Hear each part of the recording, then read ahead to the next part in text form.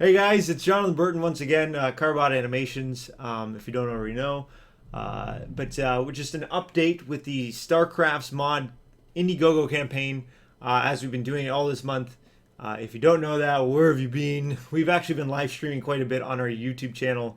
I'd say about an average of 3 times a week. And sorry for all the videos that aren't cartoons, but you guys have been awesome and very supportive, so thank you very much.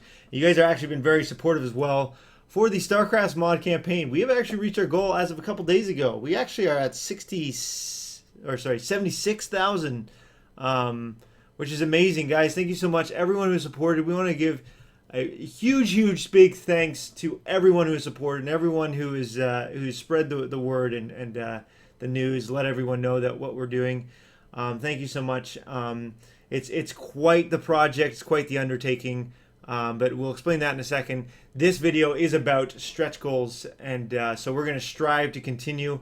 We still have over a week to go, and so we're going to see how amazing we can make this game, and how many features we can add to it. And I think these stretch goals will help a lot. So here's some stretch goals here. So as you see, we reached our $70,000 funding, and now we're at actually 76. As of like in the past hour, we reached that. So we actually already attained this stretch goal, the Lava Land map, which is a new environment. It's not only just a single map, it could be multiple maps, but allows us to have a new environment for many more new maps. I'm just going to go over quickly each stretch goal, so you guys know this is all on Indiegogo.com. This is the website I'm on right now, and you can support the project there. But at 77,500, we have patches. He'll always be the first Marine that comes out, and then that one Zergling will always be the first Zergling that comes out. The one with the he'll have the blue material in his mouth, and that Zergling will always be the first one to spawn. And same with patches, the first Marine to spawn. At 80,000 guys, our stretch goal is a new environment, a desert map, and desert environments. And also the StarCraft soundtrack. We're gonna make an original soundtrack to go with the game, which is pretty cool. I mean, I wish I could do that myself, but I'm just gonna have to oversee it. There's other people that are willing to do it, we're finding our sound even right now at the moment, and seeing how awesome it can be. So that will be cool. Make the game even more full. Its own original soundtrack. I think that'd be pretty fun to do. Okay, and then we also have 82,500. At this stretch goal, we have Crackhead, who is always the second Marine that's always spawned. Hey, if you don't know who that is, that's the Marine with the crack on his visor. He's the wingman to Patches. So, and then we have 3/3 Zealots will fully upgrade, so fully upgraded attack, and Armor Zealots will look maybe not like this exactly. This is just a concept, but will look different enough that you can tell they're 3/3 Zealots and they're ready to fight, kind of thing. So I think that would be a nice cosmetic change once you upgrade your Zealots fully. Who knows, if we get a lot of funding, maybe we can do that to a lot of other units. But anyway, at 85 we have another new environment, a winter environment, Winterlands, and again that isn't bound to just one map. It's just a new environment, so we can make multiple new maps with it. Fat Marines. Fat Marines are sometimes going to spawn for at 85,000. Not all your Marines will be thin. It's just the way it is, right, man?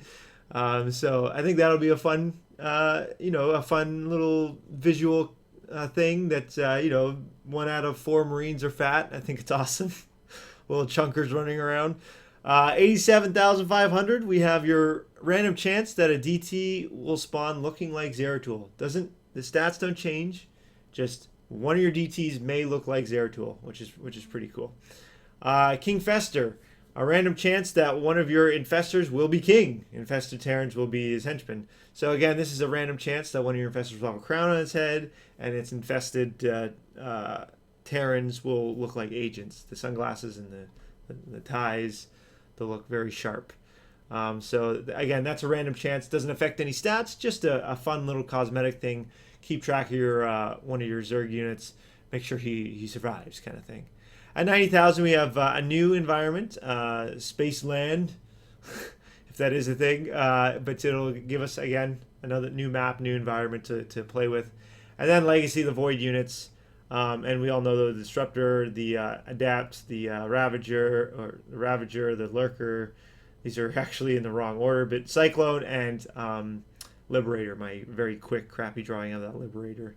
Again, working progress for design there. But and at 100,000 guys, again, I think this is something, kind of fun, cosmetic to have.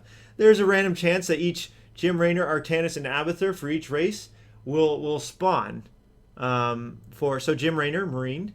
One of your Marines may be a Jim Raynor. He'll look like him. His stats won't change.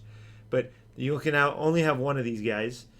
So you can't have like a whole army of Jim Raynors. But one of them can spawn, and he just looks like it. Again, just a fun thing to have. You can pretend he's your leader or captain, whatever. It's a fun thing to keep track of. Artanis, same thing for Zealots, though.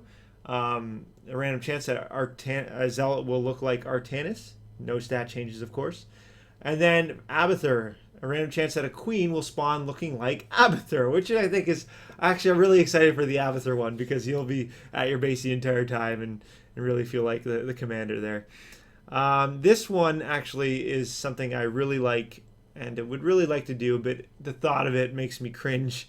The amount of work that would have to be done. But damaged structures. All structures, when damaged enough, will look damaged, which is something I wonder why they don't actually put in the regular game. I think it would be really nice visual to have. But so not just a cheesy flame or some electricity or bleeding goo, but rather actually the structure will look damaged. So I gave an example of this barracks. Barracks looks pretty badly damaged, and it has a brick under its one leg, just to really, and the door is actually half off, but it's still functioning, kind of thing. So that'll give your bases a little bit more visual appeal, make the game look a lot more visually appealing and nicer with that extra little oomph to it when it comes to building art. At 130, we have Firebat, Dragoon, and Guardians unlockable skins. I think this is cool. So basically, if you play enough, if you do certain things, we aren't sure what the achievements will be, but they will be unlockable skins for the Marauder, the Stalker, and the Broodlord. So you can, for your Marauders, you can unlock the skins of a Firebat. So they'll probably shoot fireballs. Instead of rockets, they won't be Firebats. They're just unlockable skins for Firebats or Firebat vision. Yeah, you know what I mean. They're skins. You know what skins are. Dragoon, unlockable skins for Dragoons as well, or for Stalkers, I should say. So they'll still be able to blink and shoot the lasers and stuff like that. They'll just look like Dragoons. And then Guardians for Broodlords, just a fun thing as well. A little throwback to Brood War kind of thing. Last but not least, definitely not least, this is obviously way up there, but it's something we really want to do. And again, this is to be properly funded. So this is so everyone gets a paycheck. We have 6 people on our team. This is StarCrafts Plus. In order to get this 150,000 StarCrafts Plus, if you haven't visited a stream or haven't know what StarCrafts Plus is, we've talked about it a couple times. But StarCrafts Plus is an additional optional mode for the StarCrafts mod. So the StarCrafts mod changes the visual. It makes a difference visually, and maybe some like playful cosmetic changes as well, like dances and stuff, emotes. But StarCrafts Plus makes a dramatic change in the gameplay.